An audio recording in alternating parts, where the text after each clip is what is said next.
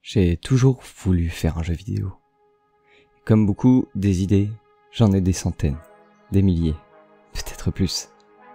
Des projets commencés, des dossiers, des prototypes, des bouts de rien. Mais je n'ai jamais rien fini. Un jour, j'ai décidé de me lancer un défi. Créer un jeu en 24 heures. Sans tricher, sans abandonner, sans recommencer. Juste aller au bout. 24 heures. Pas une de plus. Une idée, un moteur et une seule promesse. Cette fois-ci, j'irai jusqu'au bout. Même si c'est moche, même si c'est cassé, même si personne n'y joue. Je voulais juste créer un jeu, mon jeu. Un début, un milieu, une fin. Une expérience complète ou courte, même imparfaite, mais au moins réelle. J'ai trouvé le nom avant d'avoir le gameplay. CTRL-Z.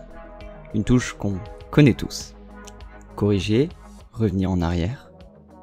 Et si cette commande, au lieu de réparer, provoquait de nouveaux bugs? Et si au lieu d'être un pouvoir, c'était une malédiction? J'avais trouvé mon idée, minimaliste mais suffisante. Juste ce qu'il faut pour commencer à construire. Avant de toucher Unreal, j'ai tout mis à plat.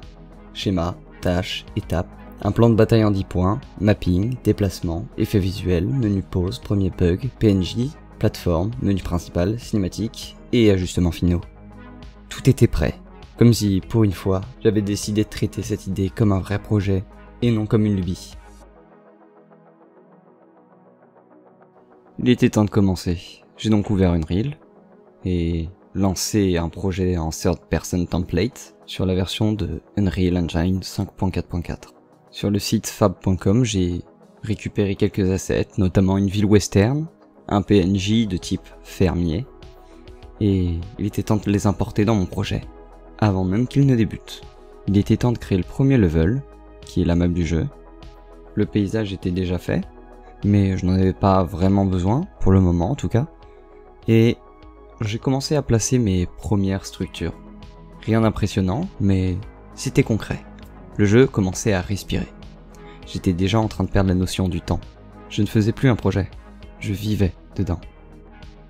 Le joueur incarne une IA. Pas un héros, pas une héroïne, pas un personnage écrit avec soin, juste un programme conçu pour corriger. Une présence vide, neutre. J'ai gardé le mannequin d'Unreal et ça collait parfaitement. Un corps sans âme, chargé de réparer un monde qui ne veut plus l'être. C'est étrange, mais j'ai commencé à m'y attacher.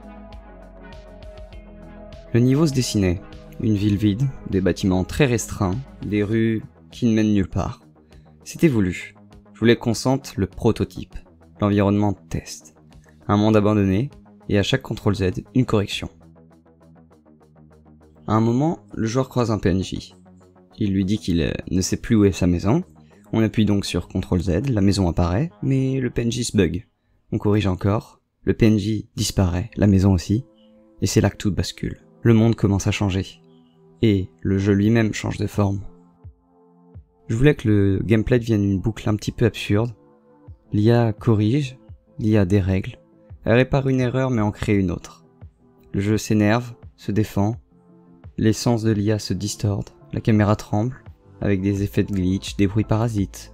Je voulais que le joueur se sente comme moi en dev, dépassé par ses propres systèmes. Côté dev, c'était une autre histoire. Les bugs n'étaient pas qu'en jeu. Unreal me résistait.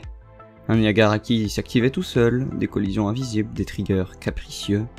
J'ai recréé le même blueprint 3 fois sans savoir pourquoi ça plantait. Évidemment je rigole, je suis juste pas très bon.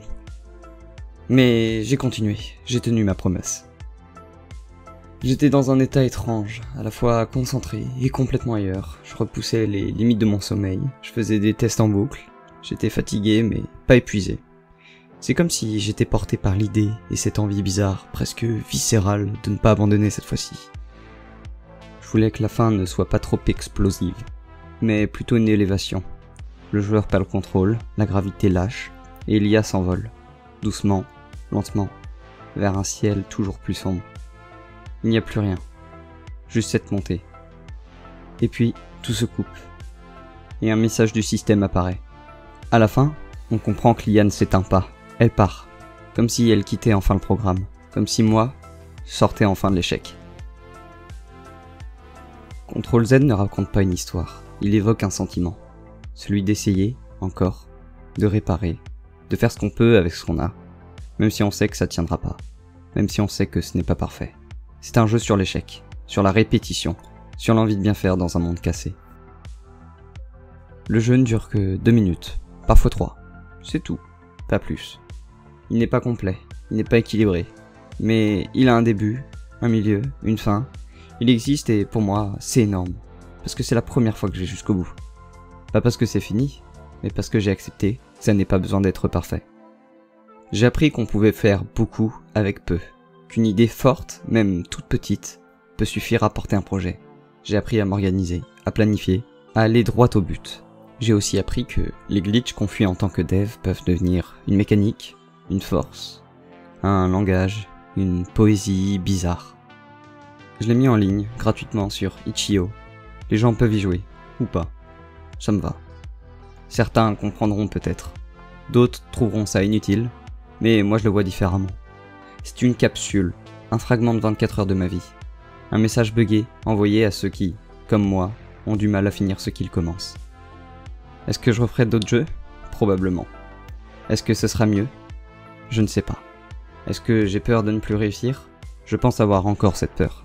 Mais maintenant, je sais que j'en suis capable, que je peux le faire, que j'ai déjà fini un jeu, mon jeu, CTRL Z.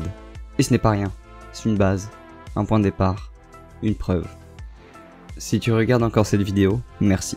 Merci de m'avoir écouté raconter une histoire courte, une histoire de bugs, de rêves et de persévérance. Merci de donner de la valeur à ce petit bout de code que j'ai assemblé en 24 heures. J'espère que ça t'a donné envie de créer, de finir quelque chose, même un tout petit truc. CTRL Z, c'est ce qu'on tape pour annuler, pour effacer une erreur. Mais moi, je ne veux pas annuler ce jeu. Je veux le laisser tel quel, avec ses failles, ses glitches, son envol bancal. Parce que c'est moi, ça. Et cette fois, je ne vais pas faire CTRL Z. Je vais faire CTRL S et passer à la suite.